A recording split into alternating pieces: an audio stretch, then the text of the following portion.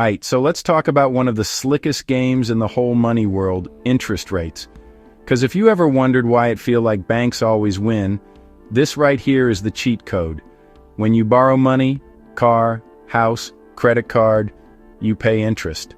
When you save money in a bank or account, you earn interest. But here's the twist. The interest you pay is always higher than the interest you get. That's how banks keep the lights on, fam. They borrow low, lend high. That's the spread and the hustle. They might pay you 1% for your savings, but charge 20% on that credit card, 6% on a car loan, and 8% on a business loan. You see the play now? You the supplier, they the dealer. Here's where it gets wild. When the Federal Reserve changes the main interest rate, that ripple hits everything. Your mortgage, your card, your savings.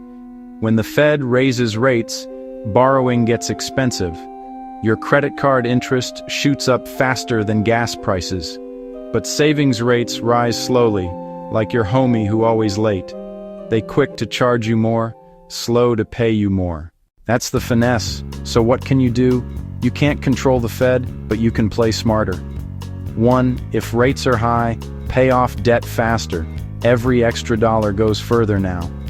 2. If rates are low, lock in those low payments, refinance, stack your savings. That's how you move like a financial ninja.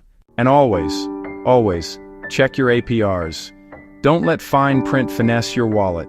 If you see 25% interest on a card, that ain't a blessing, that's a trap in cursive. And let's talk saving. When interest rates go up, find high-yield accounts or short-term CDs. You want your money working overtime, not sleeping on minimum wage. Stop leaving your savings in 0.01% accounts. That's charity, not strategy. Interest is either your employee or your boss. And the difference depends on which side of it you stand on. So next time somebody say interest rates went up, don't panic, pivot. Because now you know the game. And when you understand the rules, you can finally stop getting played.